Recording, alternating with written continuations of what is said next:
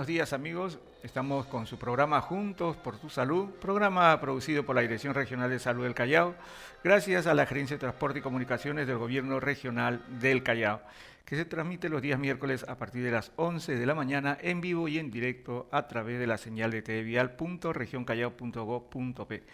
El día de hoy nos acompaña en las instalaciones de TVial, la doctora Nubia Andrea Crisóstomo. Ella es médico especialista en medicina familiar, integrante de la ADAMO, que es Atención Domiciliaria del Adulto Mayor y Paciente con Cáncer Terminal. El día de hoy vamos a hablar del tema de ADAMO, que es un importante servicio que presta a la colectividad la Dirección Regional de Salud del Callao. Doctora Nubia, muchas gracias por su presencia esta mañana en las instalaciones de TVial. Doctora, ¿qué es ADAMO y cuál es el objetivo? ADAMO, como las siglas dicen, es Atención Domiciliaria del Adulto Mayor y Paciente Oncológico, ¿no? ADAMO ha sido creado para la atención, como dice el nombre, domiciliaria, en el domicilio, como una hospitalización en casa, para que esté rodeado de la familia, rodeado de las personas que lo van a cuidar y lo van a tratar mejor, y no en un ambiente de hospital frío, ¿no? Donde solamente hay una enfermera que no le da esa atención cálida, y es para pacientes que ya no se está buscando curar la enfermedad, sino darles una calidad de vida, una muerte digna, ¿no? Y acompañarlos hasta el final de sus días. ¿Y cómo hace una persona para poder ponerse en contacto con ADAMO para que puedan atender a algún familiar en su domicilio? Ya. Primero que nada, hay que decir para qué personas se está brindado este servicio, ¿no? Ese servicio está para los pacientes oncológicos, ¿no? De cualquier edad, sobre todo de 18 años en adelante, que requieran tratamiento en casa, que ya no estén requiriendo tratamiento en hospital, sino solamente tratamiento en casa. No necesariamente paliativos. Para adultos. No solamente solamente para adultos mayores, pacientes sobre todo mayores de edad. Y después los adultos mayores dependientes, que ya no se pueden movilizar, ¿no? Y que estén pues en la casa y necesitan cuidados en casa, porque estos ya no pueden acceder a un centro de salud, no pueden acceder a un servicio de salud. Entonces el servicio de salud va a las casas.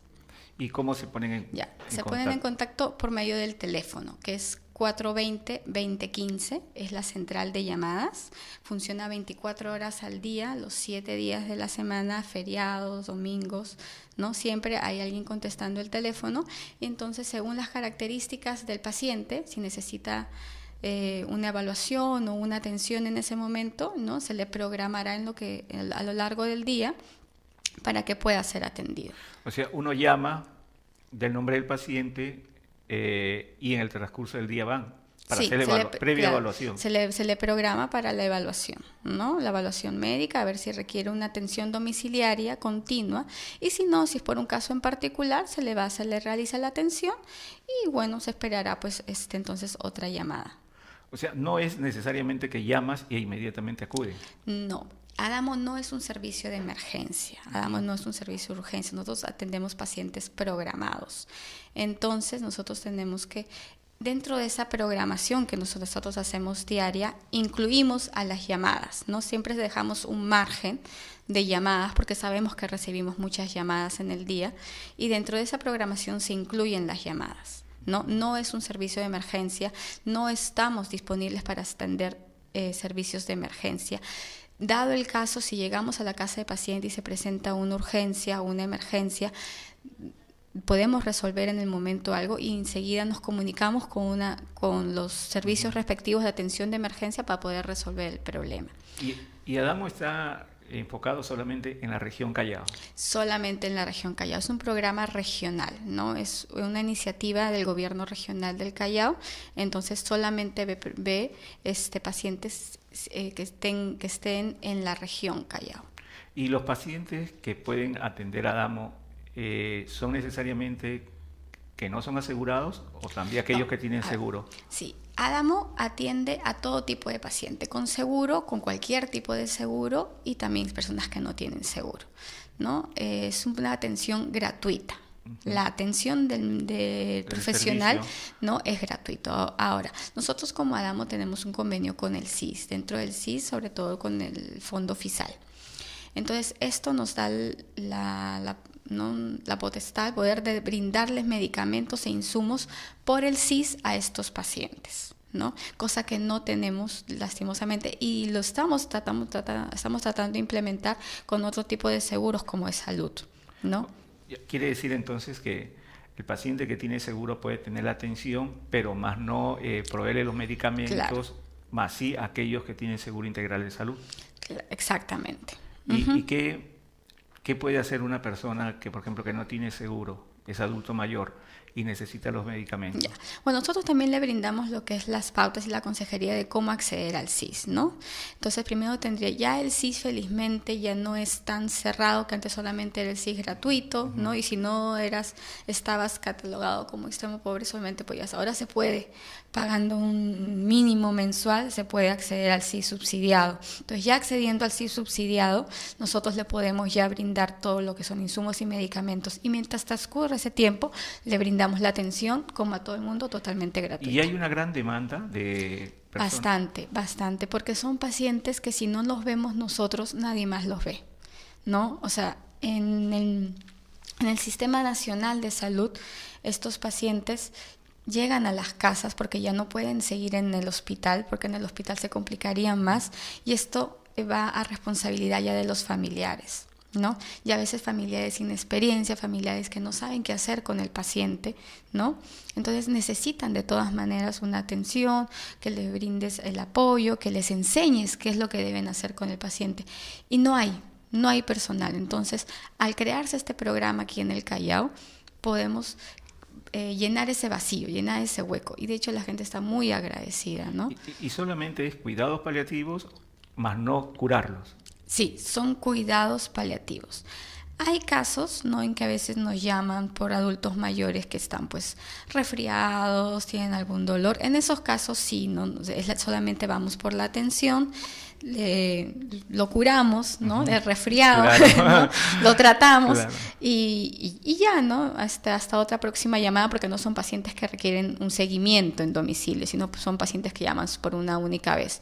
Pero los pacientes que ya están adscritos al programa, que son los que requieren un seguimiento domiciliario, que no van a poder salir de su domicilio para acceder a un servicio de salud, entonces estos pacientes sí, solamente el tratamiento es paliativo. Si presentan en algún momento una enfermedad aguda, alguna enfermedad del momento, no se le trata como cualquier otro paciente, pero la enfermedad de fondo por lo que están ingresados al programa es el tratamiento paliativo, porque ya no estamos buscando curar la enfermedad, ¿no?, sino dar calidad de vida, que se sientan bien, sobre todo eso, que se sientan bien. Claro, ustedes tienen una data, un registro de aquellos pacientes que sí necesitan los cuidados paliativos, que tienen problemas de cáncer terminal.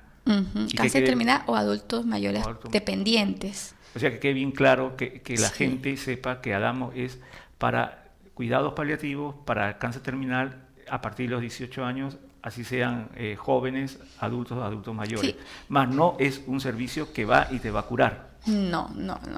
Y ya cáncer, los cuidados paliativos ya no se da solamente en los cánceres terminales, se puede dar desde que se diagnostique el cáncer, porque si bien yo me estoy tratando en el hospital, me estoy recibiendo mi quimioterapia, mi radioterapia, yo me siento mal, tengo dolor, siento náuseas, tengo vómitos, me siento mal anímicamente, entonces ¿quién me ve eso?, ¿no? Y eso, cuando yo vaya al hospital, o sea, me están haciendo la quimio, nadie me va a ver eso. Para eso está ADAMO. No, para eso está ADAMO también. Entonces, eso te entra también en los cuidados paliativos y esto se ve desde el principio del cáncer o desde el principio de una de estas enfermedades que son incapacitantes, ¿no? Y son de larga data. O sea, desde el principio tú vas a comenzar a sentir síntomas, te vas a sentir mal, ya sea por el tratamiento que estás recibiendo o por el hecho de solamente saber de la enfermedad. Y en este programa ADAMO, usted nos dice que tiene una data, tienen inscrito a las personas. ¿Qué grupo etario es el que más tienen? Bueno, obviamente son los adultos mayores, porque felizmente, gracias al trabajo que se ha hecho en prevención a nivel nacional del cáncer, se ha logrado extender la aparición del cáncer a edades, pues, de la tercera edad de los adultos mayores. Entonces vemos más casos de cáncer en los pacientes adultos mayores, aunque no se dejan de ver en personas jóvenes lastimosamente, ¿no? Pero siempre son los menos, más siempre es en adultos mayores. ¿Y son más hombres que mujeres? Bueno, lo que pasa es que los cáncer más comunes son los cáncer de próstata, cáncer de cervix, cáncer de mama. Y ahí, bueno, la mujer ya va ganando por 2, ¿no? Al hombre. Aunque en hombre también hay cáncer de mama, no suena que es muy raro. Pero ahí, pues, entonces, por ese lado es la mujer. ¿Pero por qué? Porque tiene más áreas donde se puede realizar el cáncer que los hombres. Porque luego el cáncer de estómago, ¿no? Es tanto en mujeres como en hombres, más en hombres que en mujeres, pero aparecen los dos. El cáncer de pulmón, más en hombres por el cigarro, ¿no? Cáncer de colon también, esos que están casi igual hombres como mujeres. Y me decía que lo más frecuente es el cáncer a la próstata, cáncer del cuello uterino a las mujeres. Y cáncer de En mama. ese sentido, ¿qué les recomendaría para evitar eso? Bueno, sí, porque de hecho, o sea, ahí es donde se ha centrado la prevención, ¿no? Programas nacionales se ha centrado la prevención justamente en esos 3 cánceres. El Papa Nicolau, hacerse todos los años para diagnosticar, ¿no? Un potencial cáncer, ¿no? Y hasta cuando sea un adulto mayor, la mujer puede hacerse el Papa Hasta Nicolau. los 65 años. Hay una edad límite. Sí. ¿Por qué? Porque ya después es muy raro que aparezca. Y si aparece, ¿no? Es para que se forme, llegue a ser cáncer y llegue a como que llegar a una etapa terminal, ¿no? Tendríamos que tener mucha más esperanza de vida de la que tenemos. Entonces ya es no tiene sentido exponer, ¿no? a una paciente que ya no tiene las mismas, o sea, su sistema, su órgano reproductor no es el mismo, que le va a fastidiar mucho más un Papa Nicolau que a una paciente más joven. Entonces es recomendable y es importante que la mujer se haga el Papa Nicolau. ¿Cada cuánto tiempo? Todos los años el Papa Nicolau, ¿no? Que eso se hace por programa nacional gratuito a nivel nacional. El autoexamen de mamas, que eso es un examen que nosotras mismas nos podemos hacer todos los días cuando nos estamos bañando, ¿no? Palparnos los senos, ambos senos, y cualquier bultito, cualquier cosita que nosotros detectemos, acudir inmediatamente a un centro de salud, ¿no? Para los hombres, sí, lo de la próstata, ¿no? A veces es un tabú hacerse el tacto rectal. Cierto machismo que tienen cierto... No. Pero bueno, ya felizmente estamos contando con otros servicios que podemos ir, ya sea el PSA, que es un análisis de sangre, o una ecografía. Ojo, que no es tan efectivo, ni tan confiable como el tacto rectal. Eso es lo que le quería preguntar. Sí, o sea, el tacto rectal es el más confiable, ¿no? Pero también puede hacerse los otros exámenes. Obviamente. El tacto rectal es el más confiable y obviamente es el más barato, ¿no? Es el más asequible. No necesitas ni un laboratorio, no necesitas un ecógrafo, es mucho más fácil. Pero dada esta barrera social que tenemos con el machismo, claro, pues hemos tenido como sistema de salud que implementar otro tipo de exámenes para poder llevar a cabo la prevención. De todas maneras, que eso es lo importante. Y Adamo, cuando va el servicio de Adamo, cuando va a los domicilios de aquellas personas para los cuidados paliativos, ¿también da un tipo de consejería a los familiares? A los familiares, claro que sí. O sea, es muy importante. Eso también te quería aclarar, porque quería decir que siempre tiene que haber un cuidador responsable, ¿no? Nosotros como Adamo, como programa, no podemos ver, o sea, nos gustaría hacerlo, ¿no? Pacientes en estado de abandono, pacientes que vivan solos, porque es como un adulto mayor postrado, es como un niñito. Entonces no podemos decirle a un adulto mayor que con la justa se puede mover, con la justa puede hacerse sus cosas. Mira, tienes que curarte esta herida o tienes que tomar este medicamento. No nos va a entender. Cuando vayamos se va a olvidar y puede tomarse todos los medicamentos de una vez, puede tomarse uno, no puede tomarse el otro. Entonces no podemos hacer eso. Igual como con un niño, no podemos decirle al niño, tómate este jarabe cada tanto. Entonces siempre necesitamos un adulto responsable, ¿no? Que esté al cuidado de esta persona. Y ahí eso le educamos, desde la primera consulta se educa, ¿no? Hay muchos ya familiares que son como unos enfermeros prácticamente, ¿no?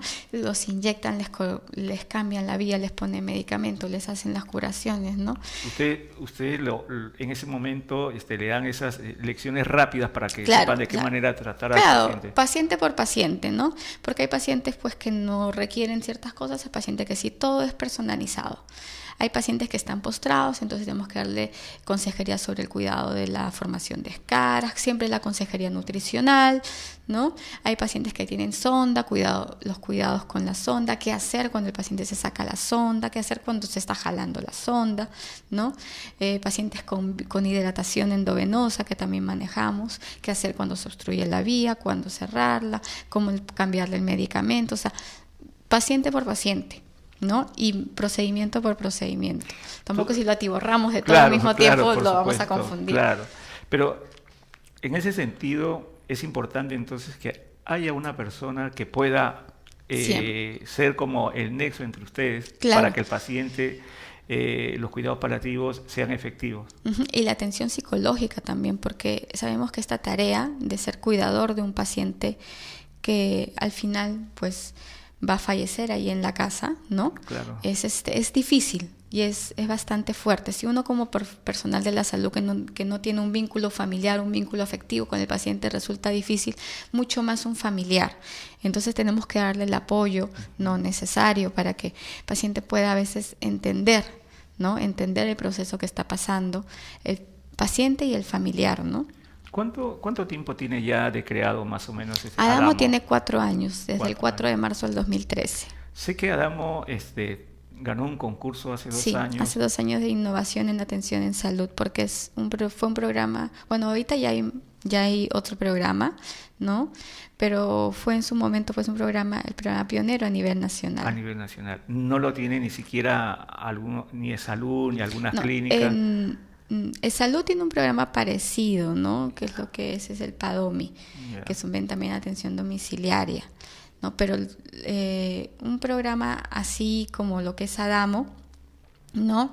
Solamente pues a nivel regional. Hoy hay otro que también es ADI, que está en la red Cayetano, ¿no? Que está adscrito al Hospital Cayetano. Pues solamente ve pacientes creo que oncológicos, ¿no? Sí, paliativos oncológicos. Ha habido a nivel nacional algunas réplicas ya de Adamo. Sí, felizmente. Sí. ¿Y cuánto tiene una relación ahí de pacientes atendidos? Creo que tiene una lista. Sí, más o menos, bueno, hemos ido aumentando, felizmente, ¿no? Hemos tenido cada vez más acogida por la población. Al principio tiene ahí un miedo, ¿no? Se dicen muchas personas, porque aquí en el Callao hay muchas personas de bajos recursos. Entonces era el miedo de que si yo llamo, en verdad será gratuito, como dicen, ¿no? Claro. ¿Hasta dónde sí, hasta dónde no?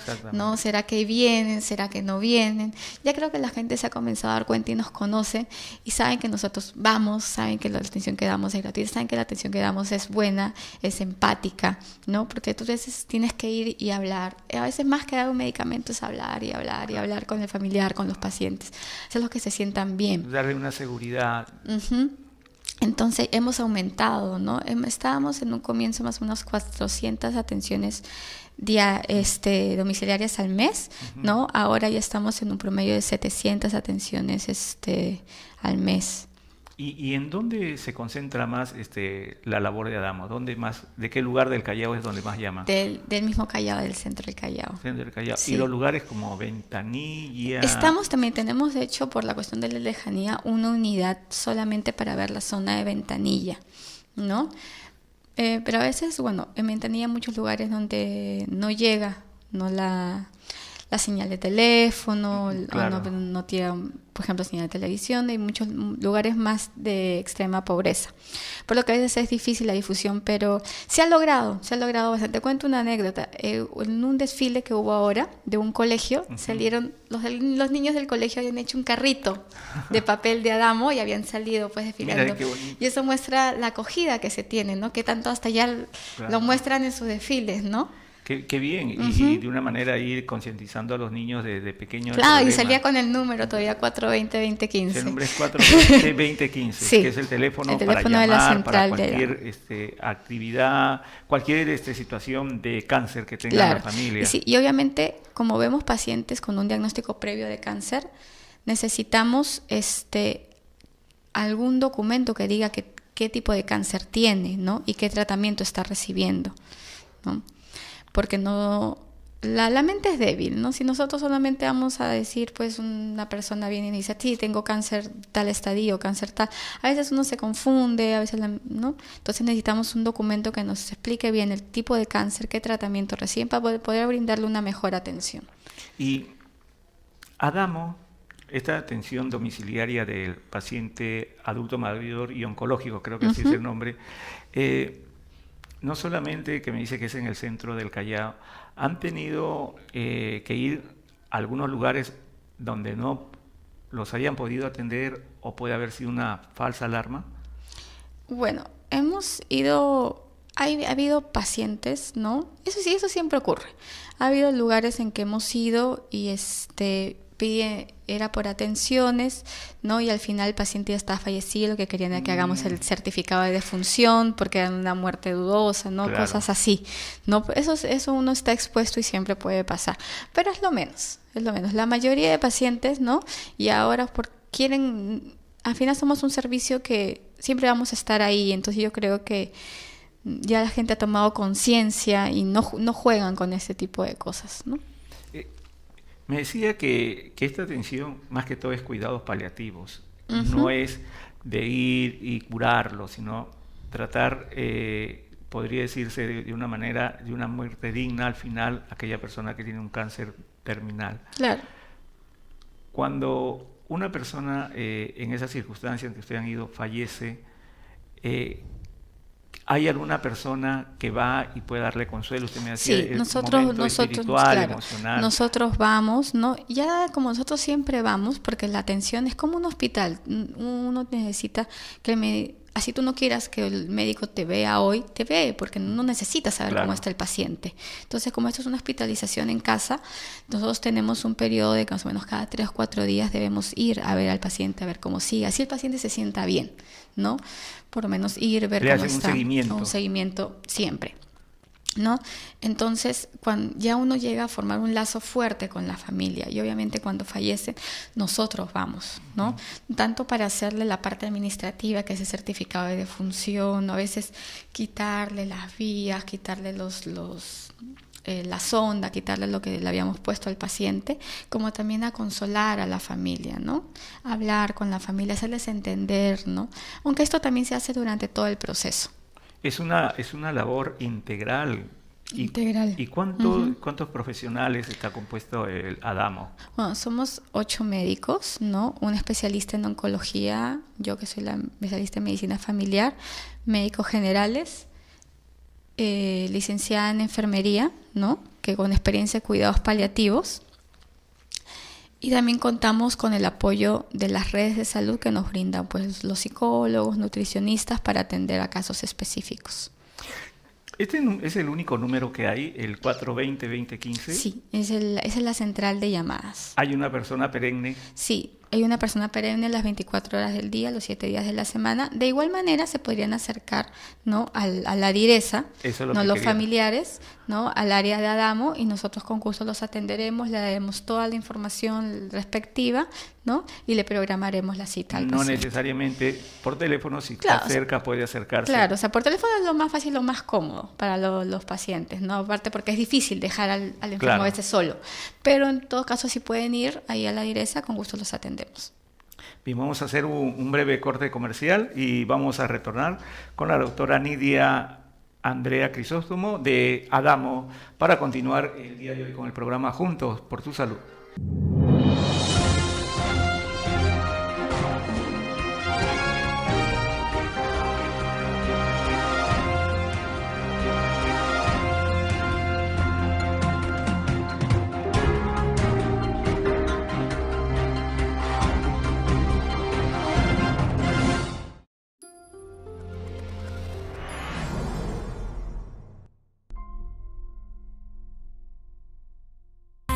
Que no se quiere levantar, tener que al mundo que enfrentar, lo simple ya se complicó, no es bastante lo que cumplió, donde sea que va, por cualquier lugar, si solo una oportunidad alguien pudiera dar, al ayudar todo puede cambiar, es tan fácil, al ayudar todo puede cambiar, es tan fácil.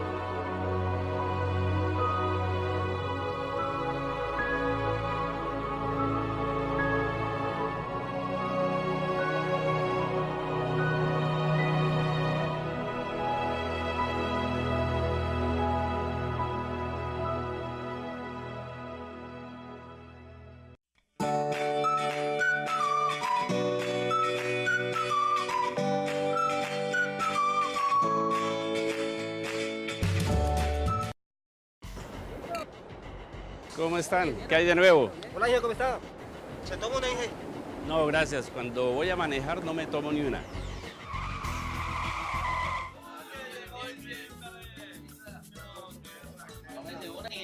En diciembre, tómese uno. Gracias, ni porque sea diciembre, cuando conduzco, no bebo.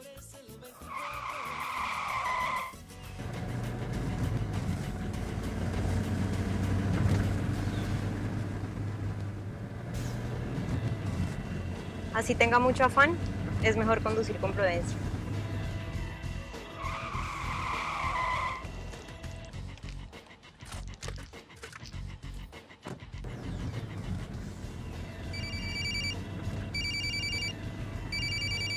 Esta llamada es muy importante, pero mi seguridad y la de los demás es más importante.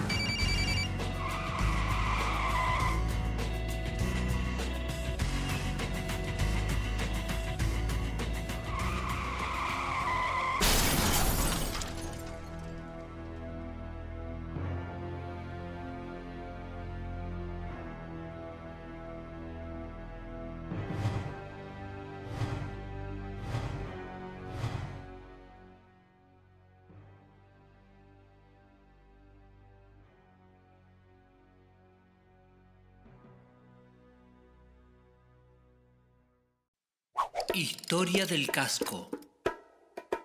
Desde la noche de los tiempos, el hombre se enfrentó a todos los peligros de la tierra. Se abatieron sobre él los climas más extremos. Todas las bestias le disputaron su reino. Él lo logró. Sobrevivió a la naturaleza, pero eso no era todo. Con la civilización llegó la guerra. A lo largo de la historia, la humanidad se enfrentó en innumerables batallas. Desde el comienzo, un elemento hizo la diferencia. Un artefacto que protege al hombre desde siempre. Una tecnología nunca superada. Un elemento que no pasa de moda. El casco. Miles de años protegiendo tu cabeza. En la mayoría de las caídas en vehículos de dos ruedas, la cabeza es lo primero que impacta. Protégete.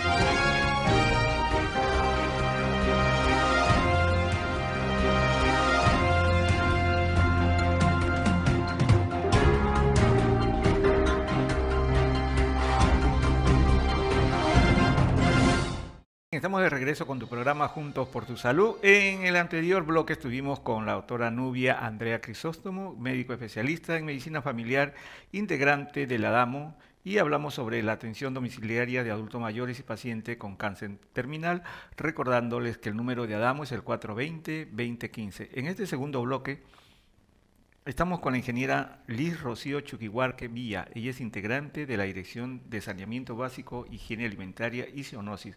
El tema que vamos a conversar el día de hoy es buenas prácticas de manipulación de alimentos. Ingeniera, muchas gracias por estar en las instalaciones de TV Vial para hablar sobre este tema tan importante. Ya, mucho gusto. Buenos días. Dígame, ¿qué son las buenas prácticas de manipulación de alimentos? Bueno, las buenas prácticas de manipulación de alimentos son principios básicos y prácticos de lo que es higiene alimentaria, ¿no? Esto abarca principios básicos de higiene en todo el proceso productivo, que va desde la elaboración del alimento, como es el higiene en la manipulación, el transporte, la distribución, el envasado, ¿no?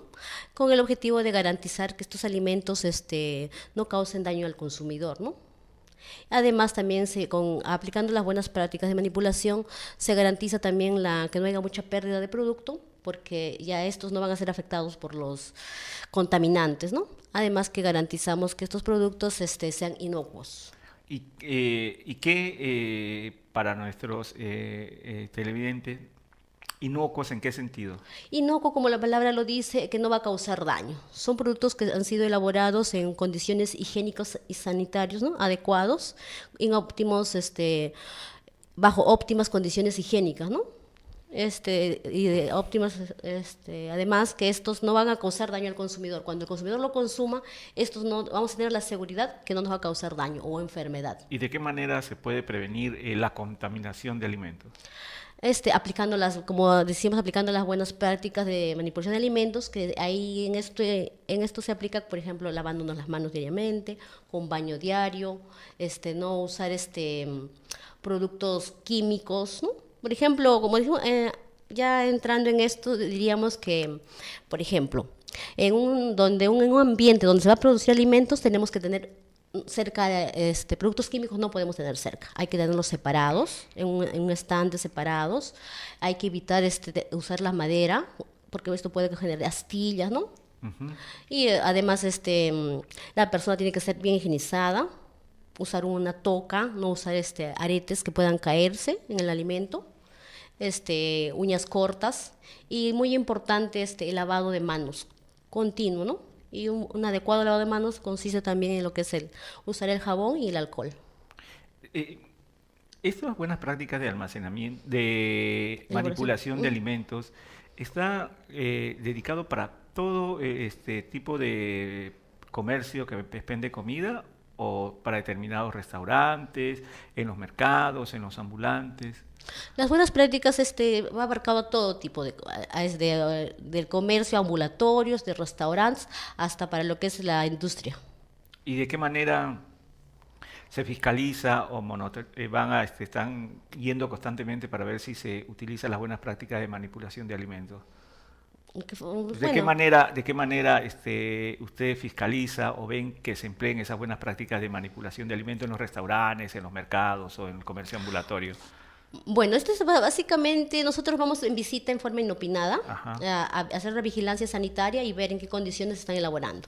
Pero lo que es por ejemplo, lo que es ambulatorio, restaurantes, ¿no? Bodegas, por ejemplo, restaurantes, esto es de competencia municipal. La municipalidad, bajo normativa, que ellos están los responsables de hacer las vigilancias sanitarias en forma inopinada, ¿no? Nosotros vamos como una supravigilancia para ver en qué condiciones, la municipalidad también, ellos tienen que capacitarlos, ¿no? Nosotros vamos como una supravigilancia, ¿no? O sea, cuando hay una visita inopinada de la municipalidad, salud ambiental está presente para ver si cumplen también con las buenas prácticas de manipulación de alimentos. Sí, no continuamente. Como le digo, eso es competencia municipal que les tocaría, ¿no? Continuamente hacer. Nosotros vamos en forma trimestral, mensual, en forma inopinada, ¿no? A ver, ¿no? Cómo está haciendo la labor municipal. Si ellos están cumpliendo con la capacitación y con las vigilancias, ¿no? Pero nosotros sí, también vamos, los acompañamos a veces en forma conjunta con Fiscalía, también vamos y tomamos muestras, ¿no? Para ver si están siendo adecuadas y bajo un análisis se corrobora si es que... Por eso, ustedes pueden ir a unos mercados también y tomar muestras, hacer análisis y ver en qué condiciones están estos productos, si no son inocuos y si cumplen con las normas. Sí, nosotros vamos, sí.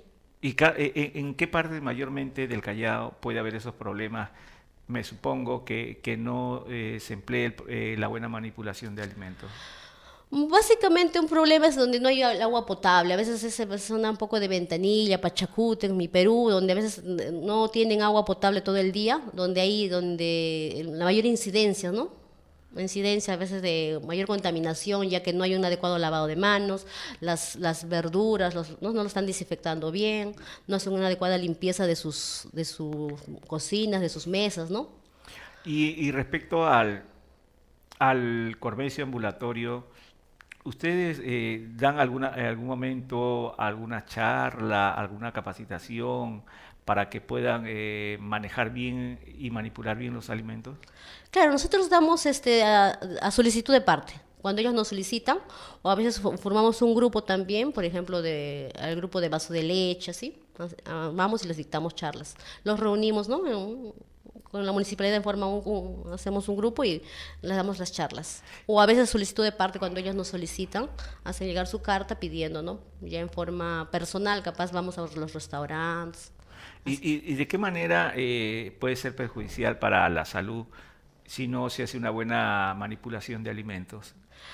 Bueno, porque el mayor contaminante de un alimento, a pesar de que nosotros podemos hacer muchas medidas, el mayor contaminante de un alimento somos nosotros las personas. La mayor cantidad de microorganismos que podemos transferir está en nuestras manos. Por ejemplo, nosotros al tocarnos la cara, al tocarnos el cabello y luego tocamos el alimento, o está la mayor transferencia de microorganismos.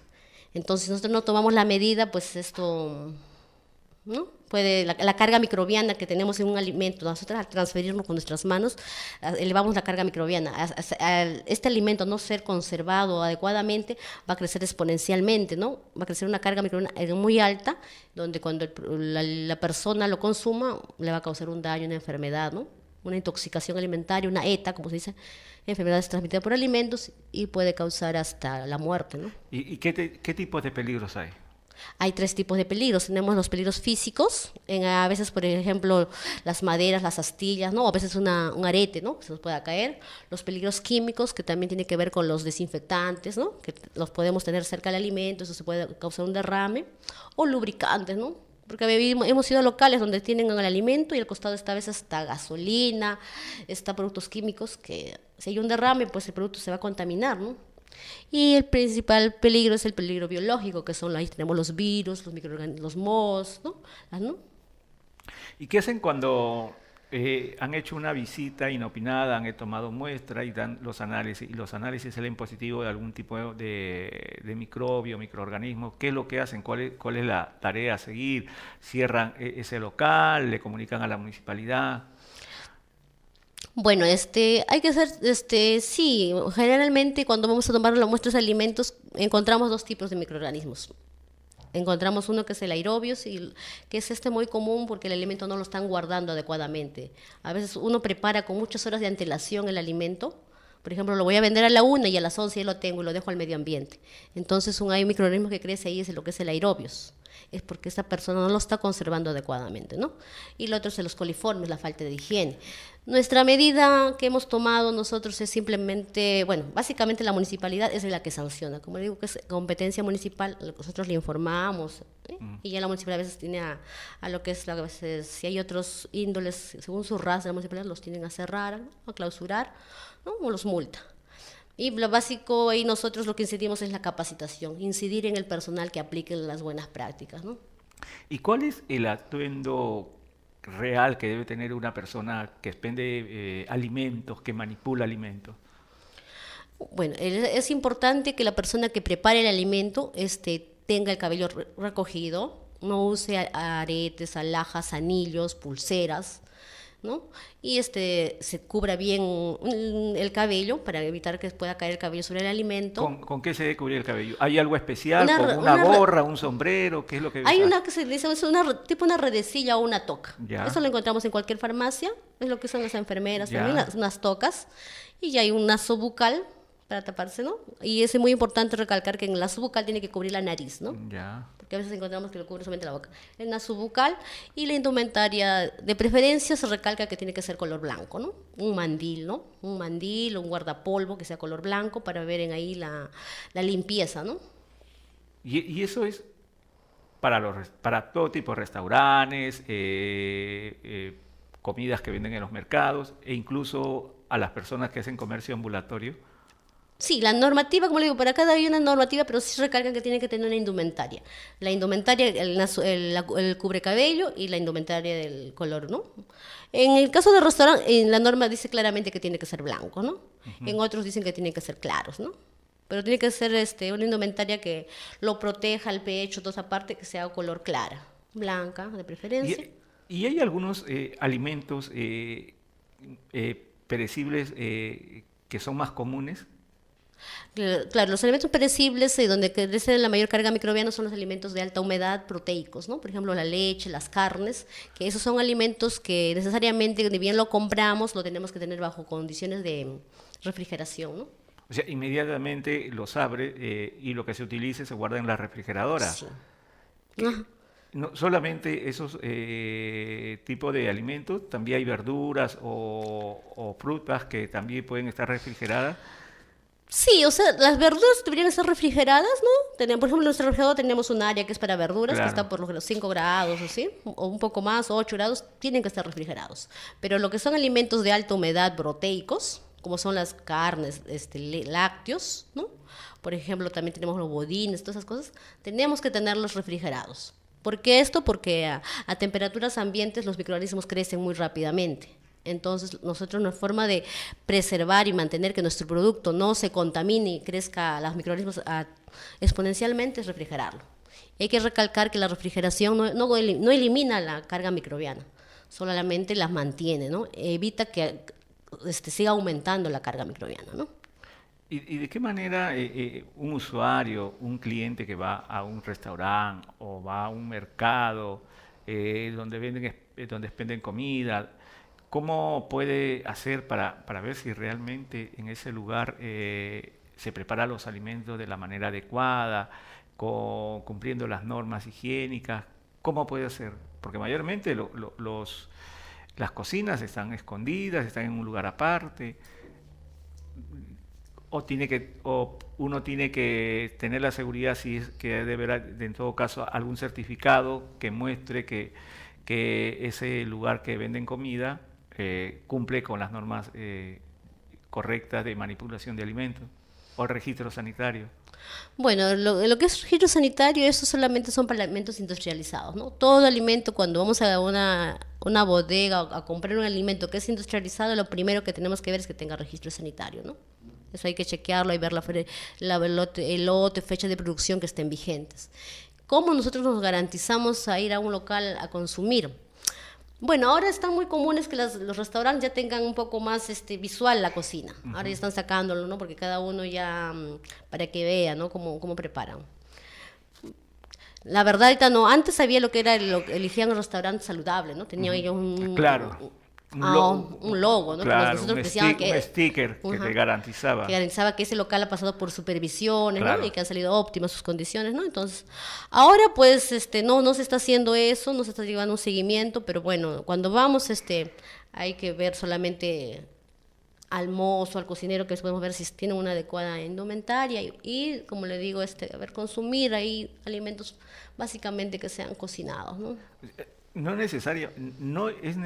solamente el que manipula los alimentos, los que prepara, tiene que estar con una buena indumentaria. En un restaurante o la persona que sirve también tiene que tener algún atuendo, porque obviamente no manipula alimentos, pero lleva los alimentos a las personas. Se considera manipulador de alimentos toda persona que esté en contacto con el alimento. Hasta el mozo también es un manipulador de alimentos. Él también tendría que tener una indumentaria adecuada. Y en ese caso...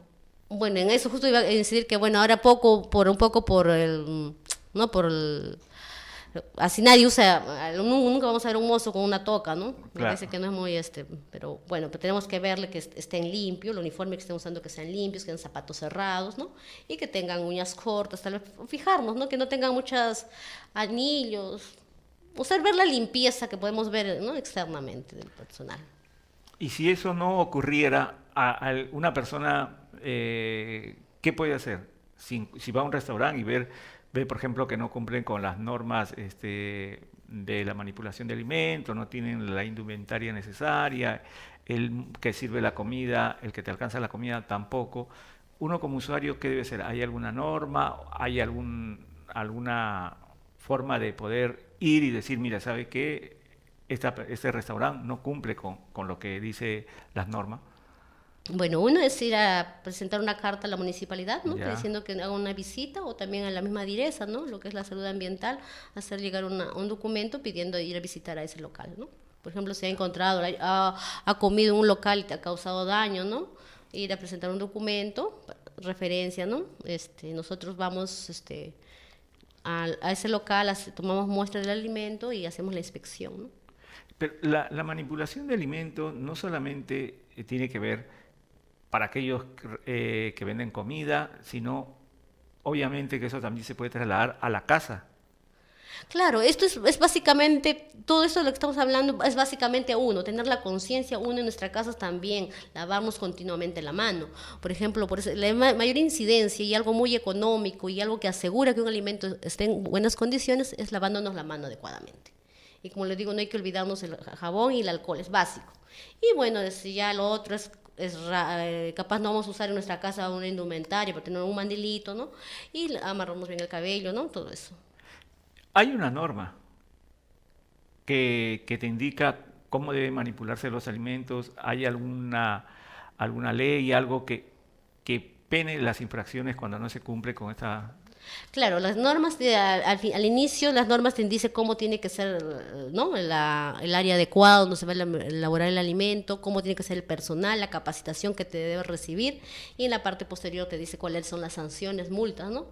Y en este caso, por ejemplo, lo que le digo, pues son las panaderías, bodegas, restaurantes, mercados, están bajo el ente responsable de sancionar es la municipalidad. Ahí, por eso ellos también en su RAS también tienen, ¿no? Y a veces sancionan por no tener capacitación, o los sancionan por no cumplir con el almacenamiento adecuado de un alimento, ¿no? ¿Y cuáles serían los alimentos más fácil de que puedan contaminarse a la hora de manipular? Como le dije ahí, los más fáciles son los alimentos que tienen alta humedad. Los microorganismos crecen en un alimento que tenga alta humedad. No es lo mismo que un alimento crezca en una harina donde no hay humedad, es un producto seco, no va a crecer. Es un alimento proteico que tenga alta proteína, que tenga carne. Por ejemplo, le he dicho la carne, productos lácteos, ¿no? Los budines, pasteles que tengamos, esos como tienen alta humedad, ahí tienen mayor incidencia de crecer la carga microbiana. Todo tipo, carnes, pollos, pescado. El pescado, sí. Y el pescado, por ejemplo, es un producto muy vulnerable, ¿no? A crecer altamente. Por eso el pescado es importante que lo tengamos refrigerados. A la hora de la compra también veamos que esté en estado fresco, ¿no? Que veamos ahí, bueno, hay unos ciertos,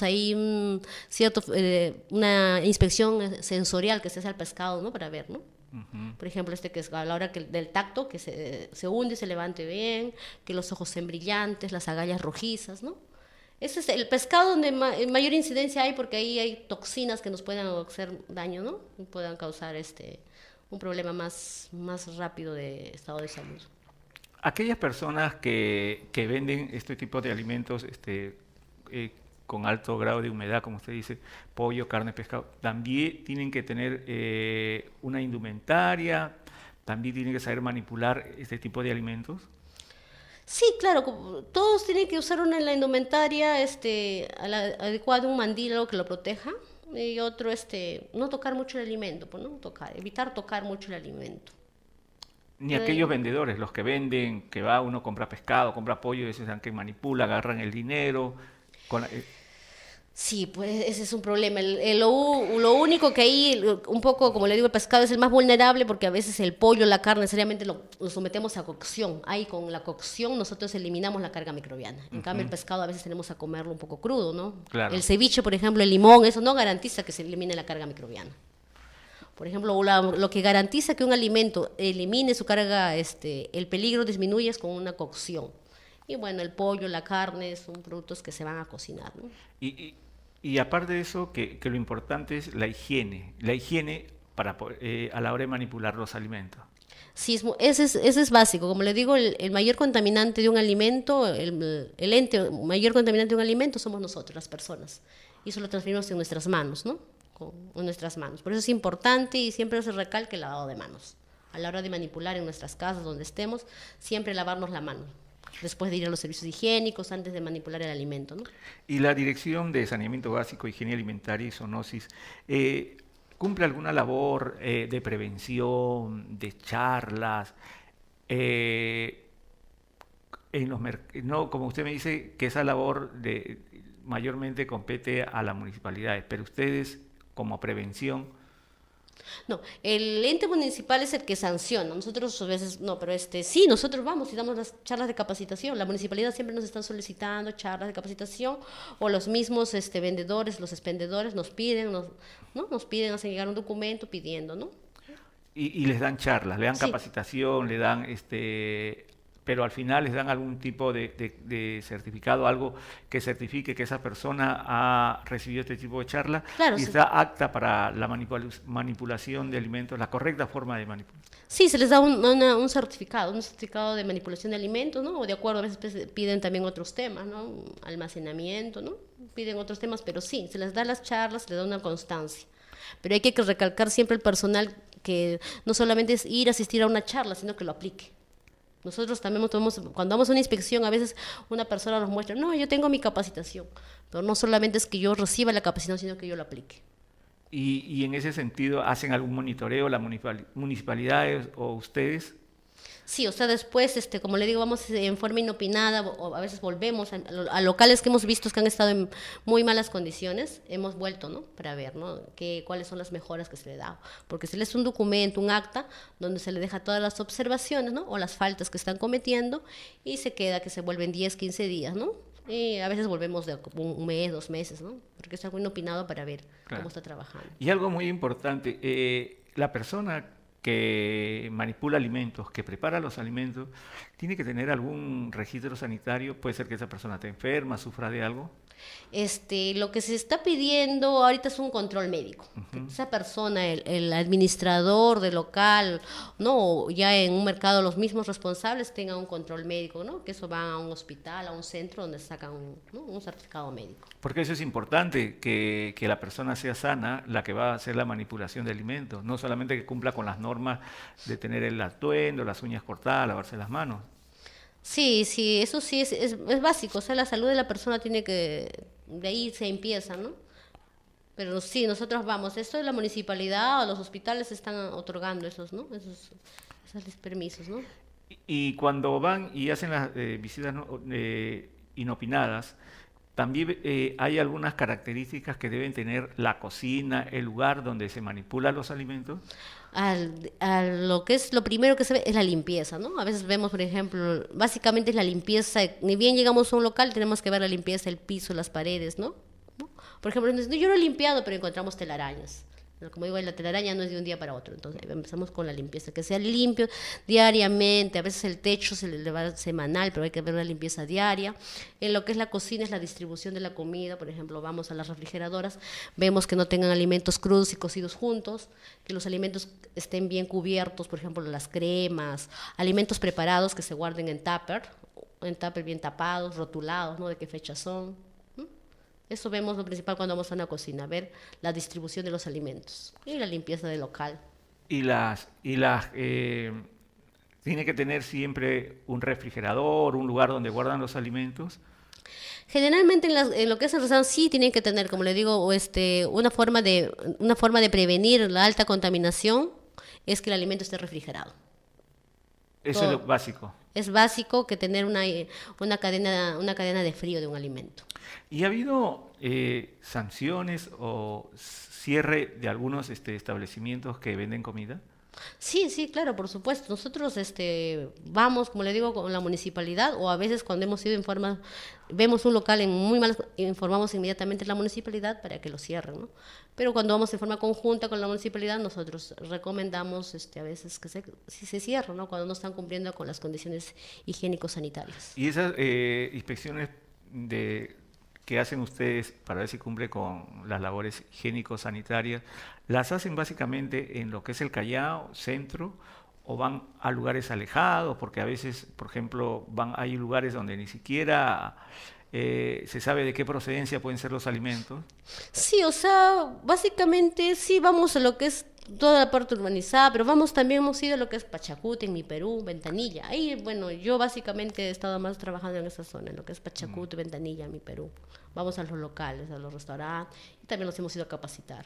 Y cuando se refieren a buenas prácticas de manipulación de alimentos, ¿se refiere solamente a las preparaciones o a otro tipo de manipulación? Aquellos, como le decía hace un momento, que venden, aquellos que despachan, que también despachan alimentos. Claro, cuando hablamos de manipulación hablamos desde la elaboración de la materia prima, desde la compra, que lo puedo comprar en el mercado, de la distribución, hasta el envasado, todo. Comprende toda la etapa. ¿Y de qué manera se ve? Como le digo, ahí se ve cuando vamos vemos la higiene, como que cómo lo preparan, cómo lo están envasando, ¿no? La higiene que haya en el local. Cuando vamos a un local, que este local esté adecuadamente higiénico, que el personal que está manipulando toda esta etapa de cocción, preparación, envasado, también se vea la higiene, ¿no? Cómo se hace la limpieza y desinfección de los utensilios, de los cuchillos, de las cucharas, todo eso se ve. hay alimentos envasados. ¿Qué es lo que uno tiene que ver lo primero al comprar un alimento envasado?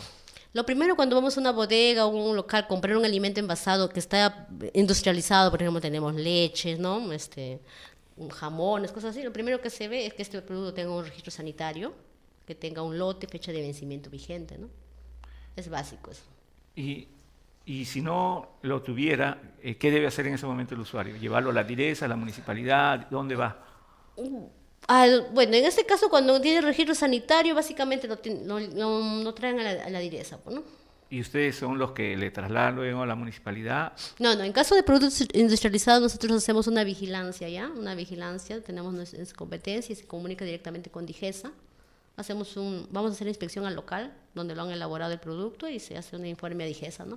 Para que ya se le restrinja o se le quite el registro sanitario, en este caso de plantas que no otorga el registro, son plantas que no tendrían por qué elaborar este producto, se va con Digesa y se clausura el local. ¿Y qué sería lo importante de que ustedes pudieran hacer, o conjuntamente con la municipalidad, en cuanto al comercio ambulatorio, que hay mucha manipulación de alimentos y uno puede ver que al lado hay un balde con agua, meten el plato y vuelven a servir? Que en ese sentido, ahí no hay una buena práctica de manipulación de alimentos. Y eso también puede conllevar a problemas de salud. Sí, ese es un problema muy grave, porque a veces con el comercio ambulatorio no podemos, les incidimos, le damos las charlas, les recalcamos que no pueden estar lavando sus platos así, ¿no? Que deberían tener un bidón con agua corriente, porque lo que tienen, lo correcto es que lo hagan con agua corriente. Que discurre el agua, que no esté estancada. Claro, porque el agua estancada hay una carga microbiana, una suciedad, y que si ya en lugar de limpiar el siguiente plato estamos contaminándolo, ¿no? Sí, ahí estamos con la municipalidad, ahí encendiendo las capacitaciones. Y bueno, como le digo, la municipalidad a veces ya toma otras medidas, ¿no? Para ir finalizando, ¿qué sugeriría usted, qué mensaje le dejaría a aquellas personas que manipulan alimentos para que hagan una buena práctica de manipulación de alimentos? Bueno, que tomen conciencia, ¿no? Que preparen el alimento en las mejores condiciones. Hay que pensar que no solamente la manipulación de alimentos también es algo que a todos nos afecta, ¿no? No solamente hay que pensar que nosotros podemos ser afectados, nuestras familias, ¿no? Porque nos pueden causar daños a veces irreparables. Otro también que hay que tomar conciencia, que si nosotros no aplicamos la BPM también pueden generar pérdidas económicas, porque si yo voy a un local, me causa daño, definitivamente no voy a volver a ese local. Entonces esa persona puede perder el trabajo, ¿no? Trae daños económicos. Y por eso básicamente a cada persona que tome las medidas, que tome conciencia de la labor que está realizando, que el alimento que puede ser dado a personas vulnerables, a niños, hay que practicar cocinarlos bien, lavarlo bien las manos, todo, ¿no? Y si alguna persona quisiera saber algo más sobre buena manipulación de alimentos, ¿podría ir a la Direza Callao? Claro, cualquier persona nosotros estamos ¿no? Esperando, escuchando a todas las personas que tengan una queja, vengan y se piden una charla, ¿no? Ahí se les playa más, con videos, todo, ¿no? Para que sea algo más didáctico tal vez, ¿no? Bien, ingeniera, muchas gracias por su presencia esta mañana para hablar de este tema tan importante como es la manipulación de alimentos, que incide muchas veces en la salud de las personas cuando no son correctamente preparados. Ya, más bien gracias y disculpas del caso. No. Bien amigos, estuvo con nosotros esta mañana la ingeniera Liz Rocío Chuquihuarque Villa, y es integrante de la Dirección de Saneamiento Básico, Higiene Alimentaria y Zoonosis de la Dirección Regional de Salud del Callao. Amigos, de esta manera estamos llegando al final de su programa Juntos por tu Salud. Nos vemos el próximo día miércoles. Chao.